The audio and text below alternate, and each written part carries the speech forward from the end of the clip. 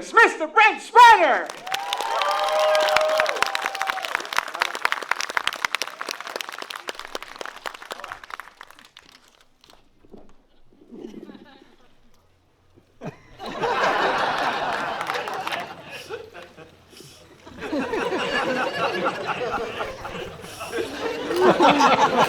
Somebody fix the voice modulator.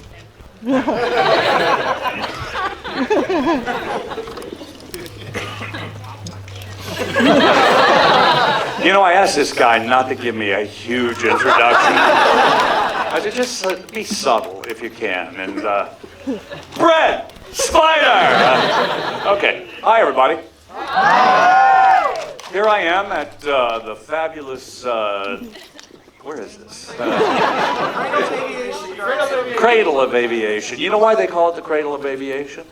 Well, tell us. Do you not know? Are we going to do a one-man show together? Oh, there's two of us. That's right. I guess why? Because of Lindbergh, right? Right. Yeah. Anybody ever read that great biography by Scott Berg, Lindbergh? Great biography. Nobody even knows what I'm talking about. Right, biographies are true stories. Okay, so here we are in an IMAX theater. He's not going to do that the whole time, is he? No, okay. He is? Oh, great. Am I in 3D right now? Who? Yeah, scary, huh? Did you want a photo? No. Did anyone want a photo? Go ahead, let's do some photos. Let's get this over with.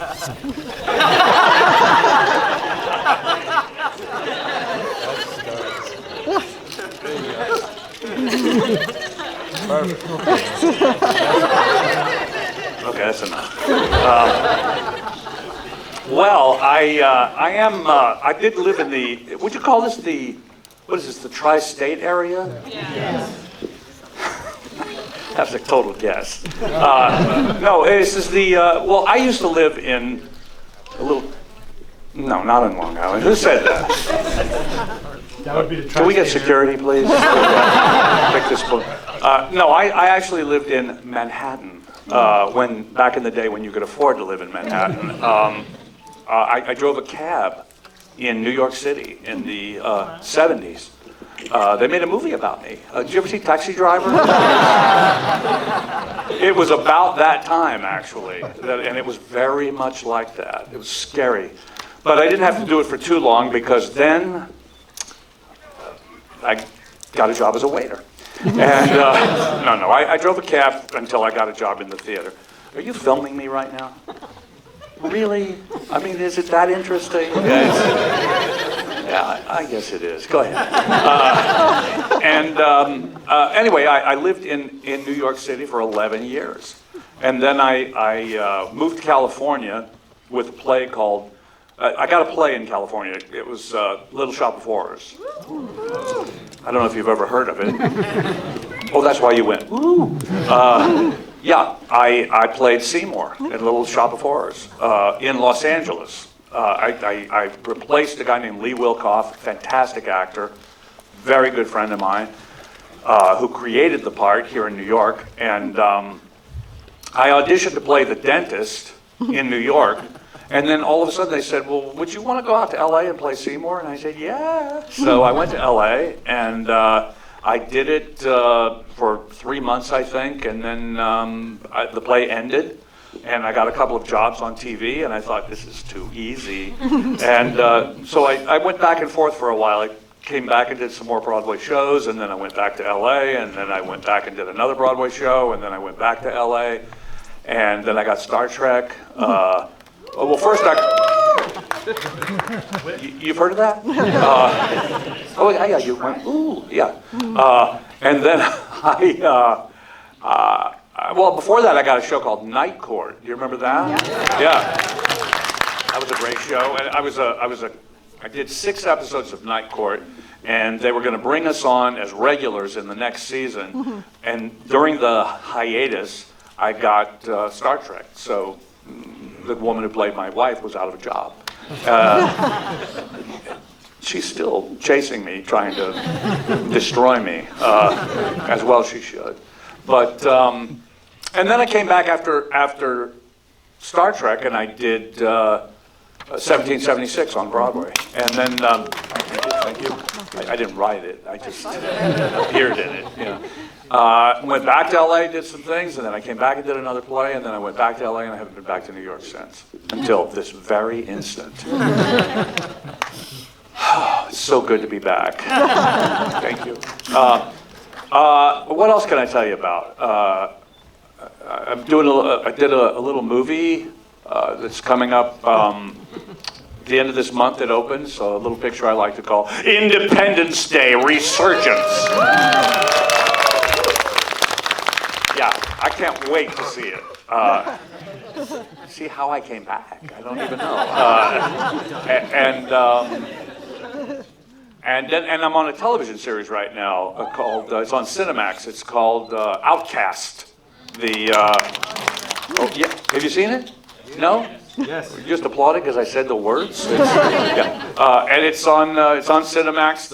It's created by Robert Kirkman, who created Walking Dead.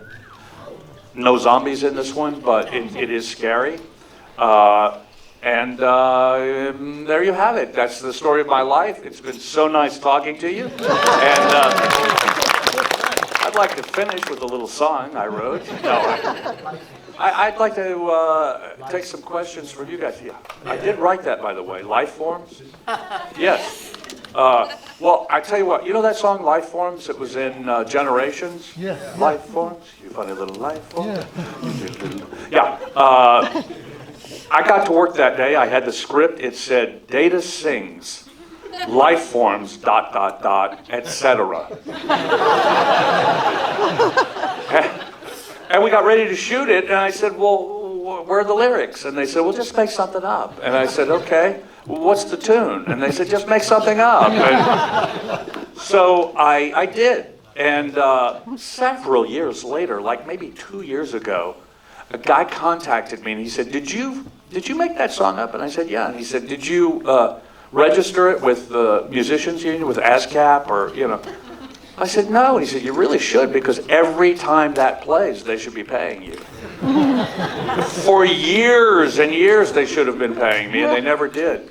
And there's this thing that's been traveling around. It's some kind of a 50th anniversary orchestral thing. Do you know about that?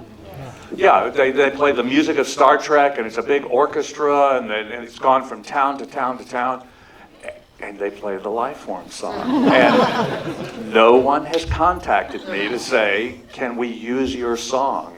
And so I'm suing Paramount Pictures for a lot of money. I'll be living in Paris next year in a very beautiful chateau that once belonged to King Louis XIV. All right, enough of that. How's this going to work? You have a mic, and you're going to run to wherever someone raises their hand. What a good system. Just throw the mic. Yeah, you could do that. Whoever catches it has to ask a question. Yeah. Does anyone have a question? Oh, I see one. Yeah, exactly. You see where he is? Oh, Jesus. Yeah. Wait, hang on a second. Let me tell you a story while he gets up there. Did you hear about the Life Forms song? Did I tell you that? I already told her?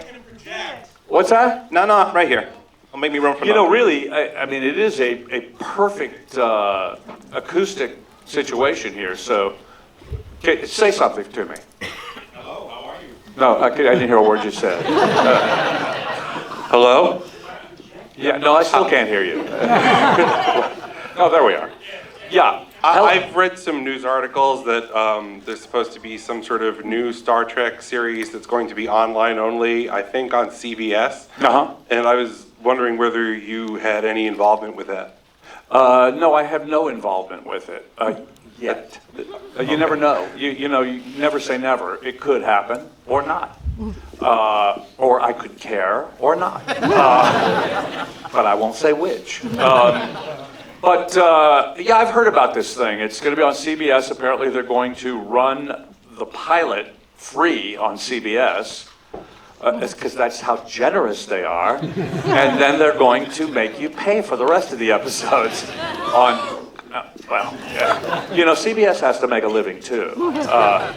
Les Moonves runs CBS. What did he bonus out at like 80 million last year? They need your $10 a month, I'm telling you. But it's going to be, it's going to be CBS Access, I think it's called, and their sort of tentpole thing is going to be Star Trek, and it's not going to be the only thing you get for your $10. I think you get old Beverly Hillbillies reruns as well, so it's worth it. But seriously though, there's some really good talent involved in that show. I know Brian Fuller, who wrote for one of the Star Trek series and has written really cool things subsequently, like Hannibal and Pushing Daisies. Was that what it's called? Yeah. Yeah. And he's really talented. He's the head writer, I believe, and a bunch of people I've read about who are involved in the production itself, and it's a really... Already? What did I do? Get back here.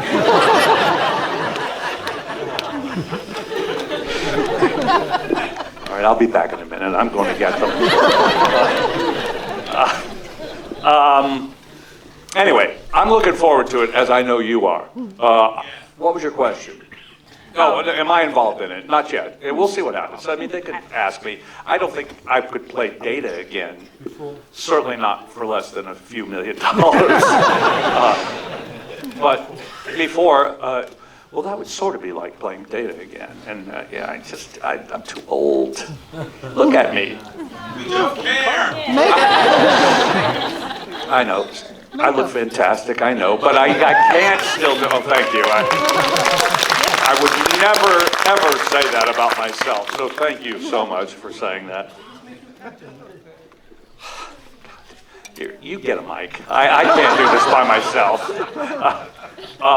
Yes, sir, right here. Oh, wait, you had another one? I'm sorry. Yeah, hi. Oh. It's Jess, the girl that I was talking to really recently. Oh, Jess. Yes, the one with the music Don't- tattoos. I remember perfectly, Jess. Oh, Yeah. awesome. All right. As we spoke, I'm a musician, and being someone of the arts, I'm really curious. What was your inspiration to basically become in the arts, as you said, in theater and stuff like that? I'd really love to pick your brain on what basically inspired you to become this, which led you to become as famous as you are today.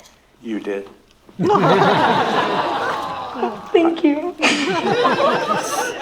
I was hoping, No, I'll tell you what, Jess. I had the advantage of having a really good teacher. And that is so important. And I was so lucky.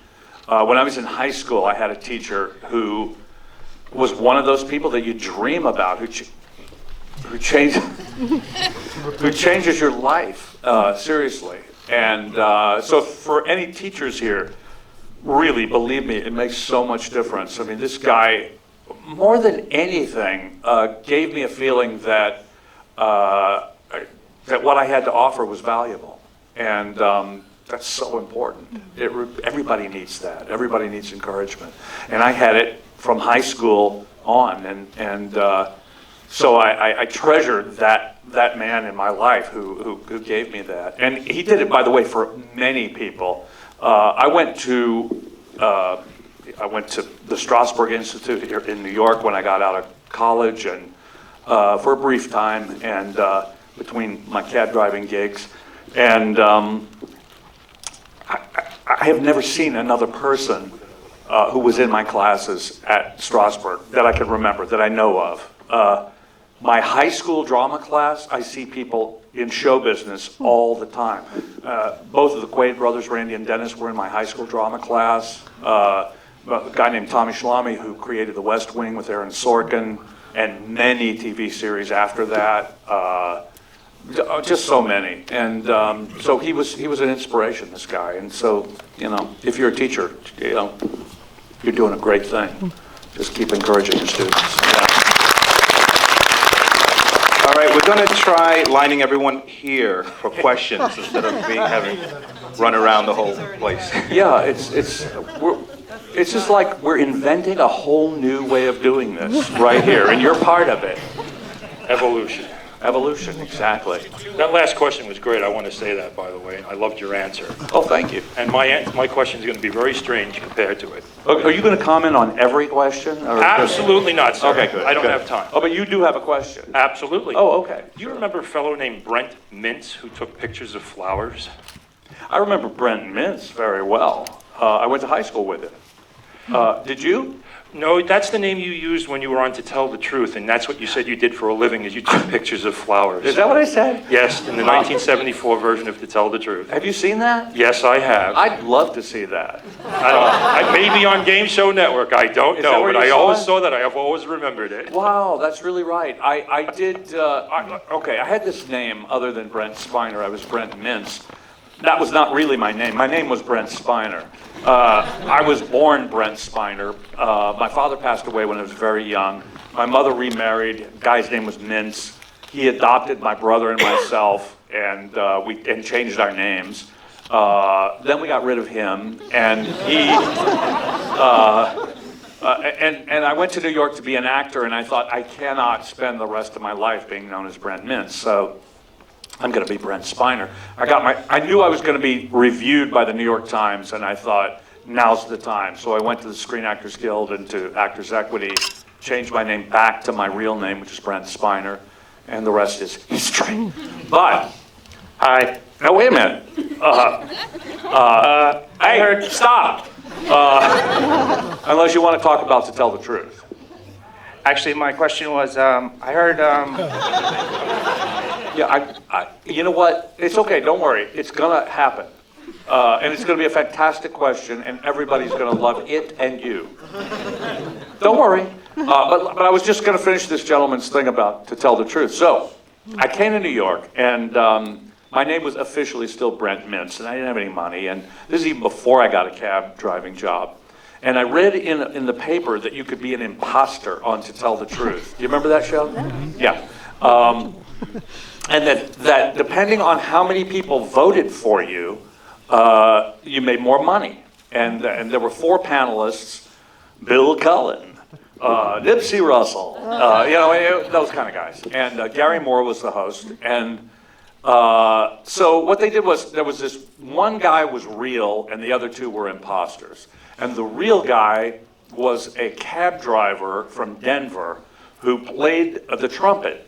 And his whole thing was, he played the trumpet in his cab, and he would ask his fares what they, requests, and he could play anything they wanted. And that was his big secret. So I was pretending to be this guy. I was one of the imposters. And I remember Nipsey Russell was one of the panelists, and he asked me, what song do you most play, do you think, was most requested in your cab? And I said, When the Red, Red Robin Comes Bobbing Along. And he said afterwards he knew I was not the real guy when I said that. I got 0 votes. It was a 2-day event, and I made very little money doing it, but I was on TV. And from that appearance on TV, I got night court. No, I didn't, actually. Nobody saw it except that guy. And I didn't even see it. I'd like to see it, though. It's on YouTube, you think? But what would I say? I mean, how many, To Tell the Truth, are on Just punch in Brent Mintz on YouTube. Brent Mintz on... Brent Mintz. It was Brent Mintz on YouTube. Would you do it for me? Yeah. And To Tell the Truth. To Brent Mintz, To Tell the Truth. And maybe it'll pop up. And maybe Yeah, put a 1970. year, maybe. Yeah, what was it? 71, 72, something like that. Yeah. Everything's on YouTube. Everything? Oh no. Okay, well, I'll check it out. Are you checking it out for me right now? I can see you doing that. You don't get any service in here. No. Oh, well, okay. It's not that important, really. I mean, I've gone, 50 years without seeing it again. All right, you know what? I am on the edge of my seat right now waiting for your question. Hello again. I've heard that you do a very good impersonation of Patrick Stewart. I was wondering if you could do your impersonation of Patrick Stewart that I've heard so much about. No. Also, I saw that episode of Night Court. I did 6 episodes. Which one did you see? I don't remember the name of it, sorry. You are such a liar. And you've never heard that I did an impression of Patrick Stewart. You're just making that up right now. No, I did, because you did it on The View once, I heard, and On The View? Baker. I've never been on The View. But I do know Whoopi, Yeah, obviously. my mistake. Yeah. It's all right. People make mistakes. You won't be punished. Get him out of here. All right. No. Stop. I never, when I was here on Broadway with my friend Ian McKellen, we did Waiting for Godot. Did anyone see it? Yes. Did he ever show up? He did. I'd like to introduce you to my friend, Ian McKellen. Why, thank you, Patrick. Nice to meet you. Well, thank you, Ian. Nice to meet you. You guys sound exactly alike.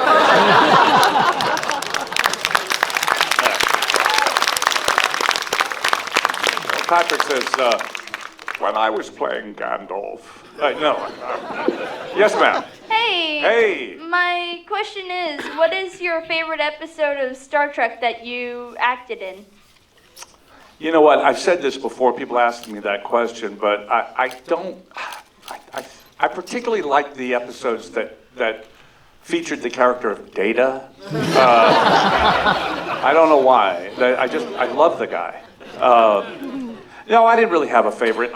To be honest with you, I've only seen about 20 episodes of the show. In the first 20, probably, because I tired of it. No, I felt like it was redundant, that I was reading them, and then I was acting in them, and then I needed to watch them. What for? I knew what was going to happen. So I stopped watching it. Maybe I'll see him one day. I think, though, I had a good time doing a lot of them. Almost all of them, because the cast, we laughed all day long, seriously, including Patrick. And but I liked Measure of a Man. I think is a particularly good episode. I don't remember the names of any of the others. I think any of them. There was one called Data something, and another one called Data something. Data's Day. That's another one. But I don't really have it felt to us like we were doing one long episode that lasted for 7 years. Seriously, it was like we would finish some episodes at 3 o'clock in the afternoon and begin the next one and go until 4 in the morning, and then they just kept going. So to distinguish between them, it was really difficult for me because I didn't see them. But I heard they were really good. Hey. I have a question about the Independence Day 2 movie coming out. Okay. How much are you inside the movie? Do you think it's going to be good? Wait, say that again. Ask me the first part. How much are you inside the movie? Inside the movie. Is it as opposed to outside the movie? Yeah. And, well, I'm outside the movie more than I'm inside of it. And do you think it's going to be good? Do I think it's going to be good? Yeah. I think I'm in the movie, I think, more than I was in the last one. How much? I don't know. Because it's a big movie and with a lot of characters. And but I do have sort of a story that's a little more, slightly more of a story than I had last time. And I think it's going to be good. I have to say that. I'm contractually obliged by 20th Century Fox to say, I think it's going to be great. I think it may be one of the great films of all time, actually. I mean, right up there with, you know, there's going to be Schindler's List, Independence Day Resurgence, Gandhi, exactly. No, I'm hoping it's going to be great. I haven't seen it. It looked, like, you know, dazzling, what I have seen of it. I saw the trailer at X-Men. You know, it looks amazing. So we'll see. And it's got some terrific actors in it, and I can't wait to see it. Where have you been? No, seriously, where have you been? You were getting Karen Gillan's autograph, right? All right. Did you forget something? Hi, Bob. Oh, he's yours. Good. All right. Okay, who's next? Up here. All the way up there. Yeah, I'm sorry. That's all right. No worries. Hi. Hey. Just want to say we loved Next Generation. We thought all you guys were great, but especially you and Patrick. I think the two of you were the greatest actors amongst the group. Thank you. Thank you. My question is, Brent Spiner. Yeah. Are you a cat person like Data was? Yes and no. Yes and no. I do not have a cat. I have a dog. I have a Weimaraner, and her name is Siva, and she's such a great friend and creature. I love dogs, but I love cats too. I just don't happen to have one. I did not like Spot. I did not like. Personally, Spot was fantastic, sweet, beautiful cat. Terrible actor. Seriously, maybe the worst actor I've ever worked with. And they wrote things for Spot to do that this cat could not possibly do, and just to irritate me. So people, I get this. I have this reputation that I hated this cat, or I hate cats, or it's so untrue. I don't know how these things start. I mean, really, I love cats. I just did a PSA, a public service thing. I don't know if you've seen it yet. I haven't, but apparently they're introducing legislation here in the state of New York to prohibit removing claws from cats. And where they ever got the idea that would be a good thing to do is let's tear their claws out so they don't mess up our furniture. You know, it's like with dogs. I don't understand dogs that they cut their tails off. You know, really? Is that necessary? So anyway, I did this PSA sort of thing where I said, you know, basically if you don't like the way nature delivered these animals, maybe you shouldn't have one. And yeah, don't you think?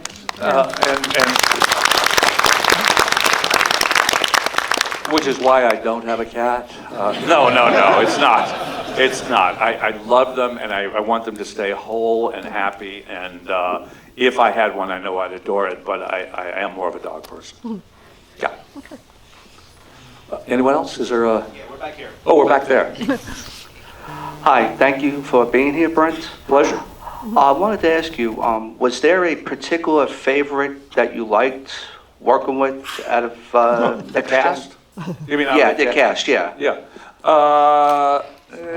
You know what? I loved everybody. We really got on very. I mean, without Dorn, I didn't care for, but the rest of them were just wonderful, and we all got on very well. And I'm only joking about that. Michael is probably the nicest of all of us.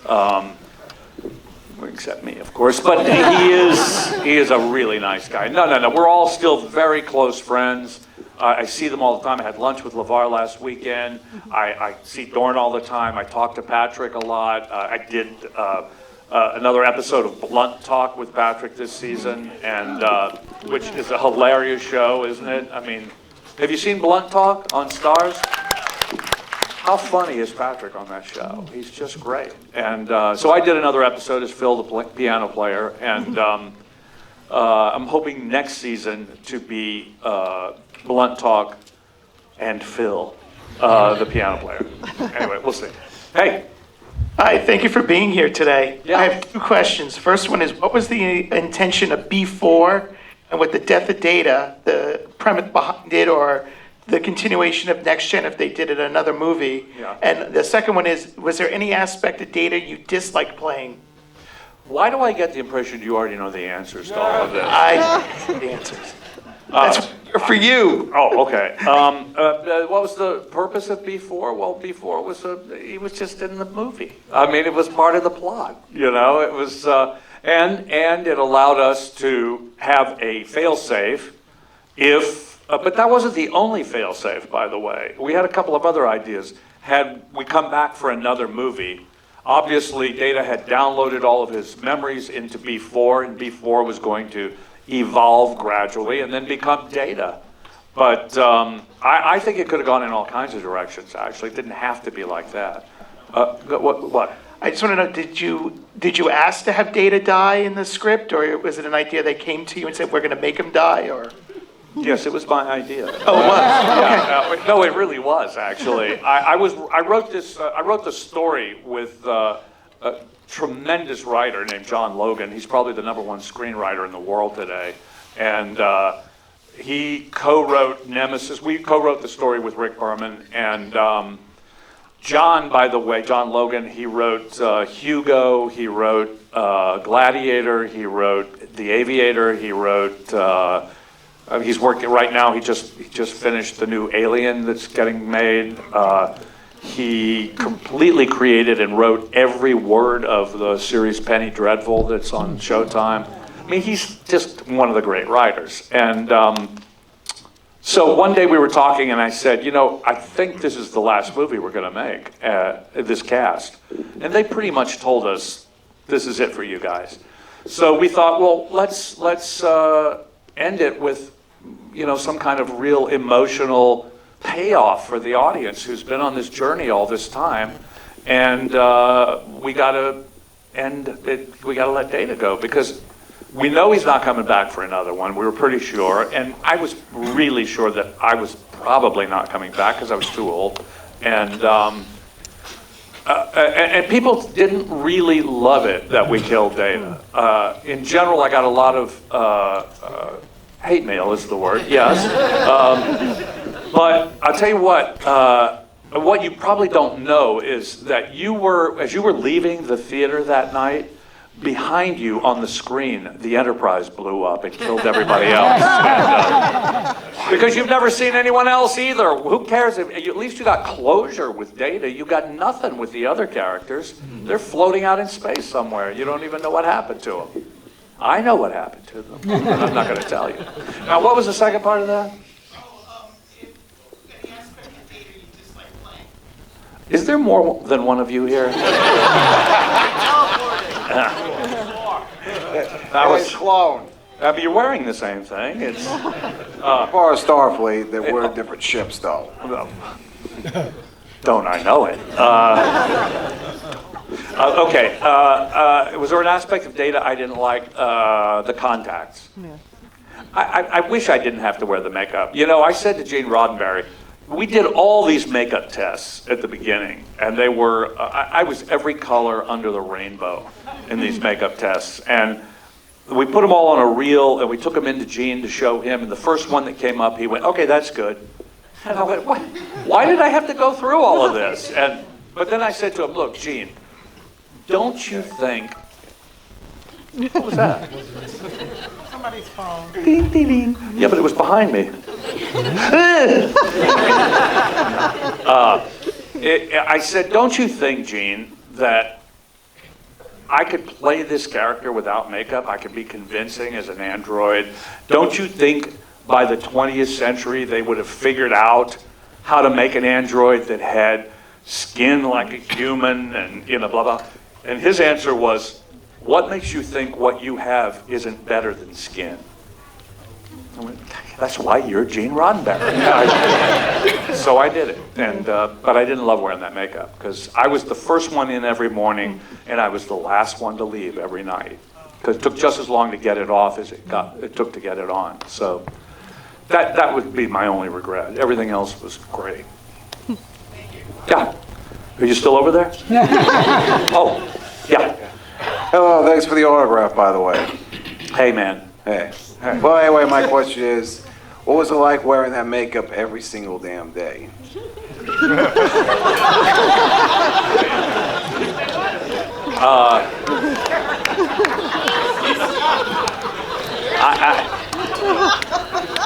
What is it like? What is it like to not listen when a person's speaking? What was it like wearing the makeup like every single day? All right. You know what? I'll go there. What the heck? You know, I didn't love it. It took just as long to get off as it took to put on, and I had to wear it 16 hours a day. And I would say that would be the only thing I didn't like about the character. It was the makeup, probably. But great question. Thank you, man.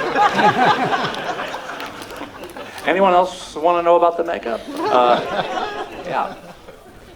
We got 10 minutes. That's 10 minutes is what that means. But 10 minutes is a long time. Brent, You can see because he's already bored and leaving. And no, thank you. You as well.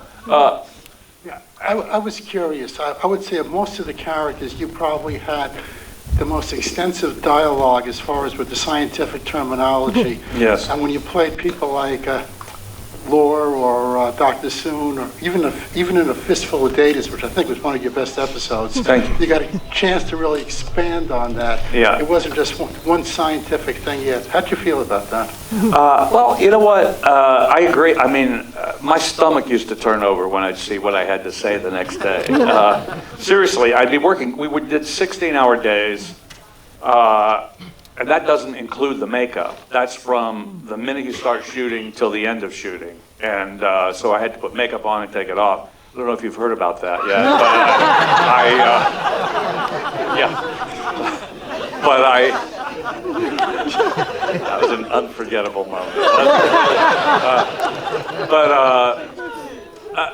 But then I would go home and I'd have to take a shower to get the rest of everything off that didn't come off. And I generally would order a Domino's pizza and I'd get in the shower, and by the time I got out, the doorbell was ringing.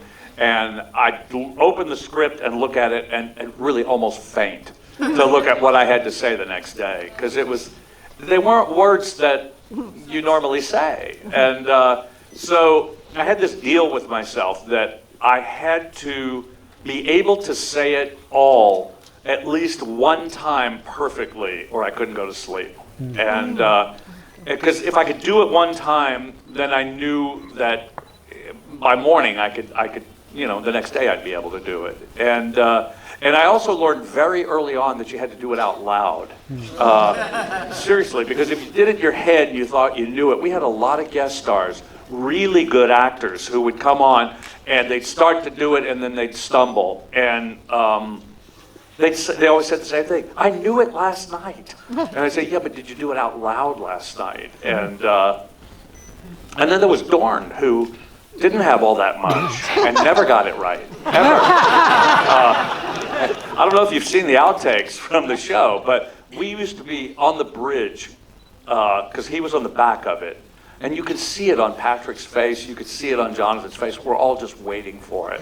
Because in 7 years, he never delivered a first take, ever. Captain, the we knew it was coming. There was just no way. And but that was really difficult. I got better at it. You know, memory is, the memory is a muscle, and you do get better at it. And I could do it pretty well as time went on. But we had guest stars like, oh, Mandrake the magician's leaving. So long, Mandrake. We had some really great guest stars, but we had Mick Fleetwood from Fleetwood Mac did the show. And Mick actually shaved, he's a great guy, by the way, but he actually shaved a beard he'd had for 40 years, I think. just to play a fish on our show.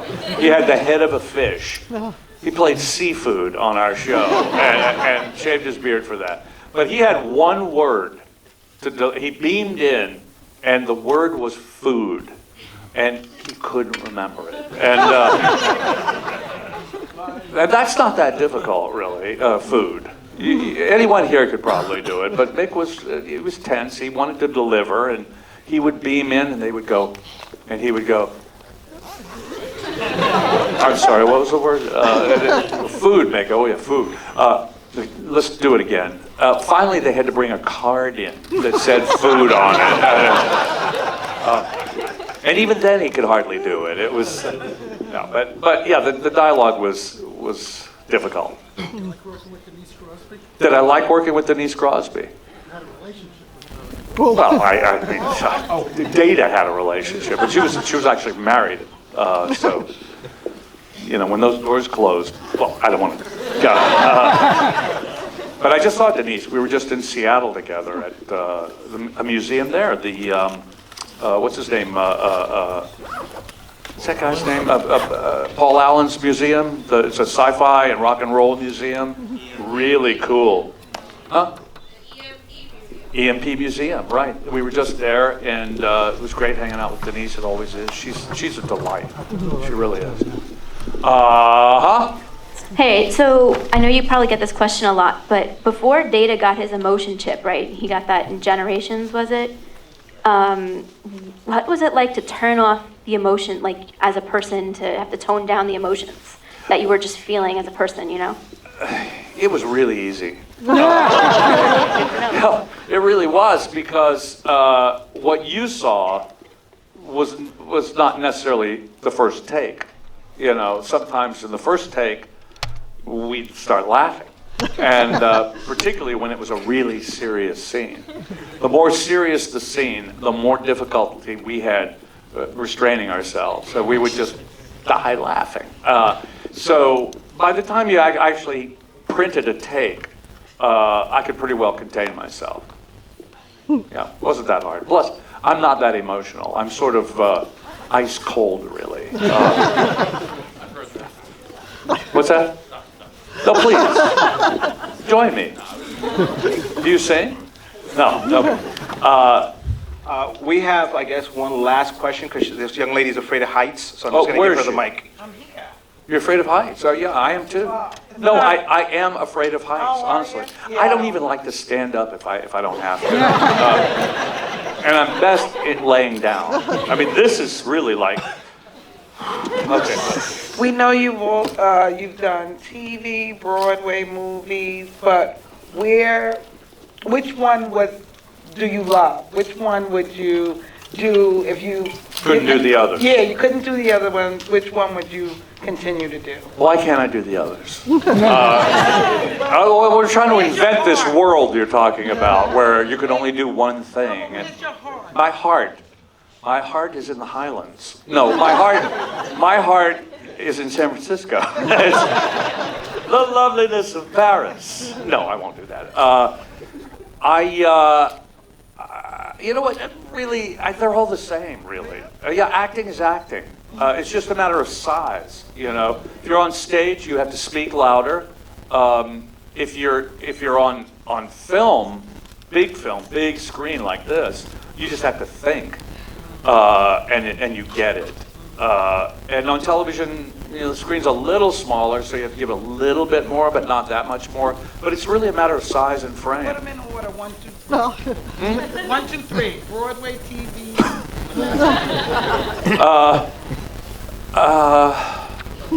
At this point in my life, I would say films. I would rather do films than anything else, because there's a limit to how long they run. Usually a big film's 4 months or something, and then you get a break. And also because they have better food. The craft service is way better. They put your makeup on for you. At this age, I'd rather somebody do it for me, go get me things, stuff like that. I'm spoiled, you know. But I love the theater, and I hope to get back to New York and do a play someday. So we'll see. And if I do, I trust you'll all be there. Thank you. Thanks so much, everybody. Great talking to you. Sorry that I was turned that way the whole time, but this is my good side. So, thanks, everyone. See you soon.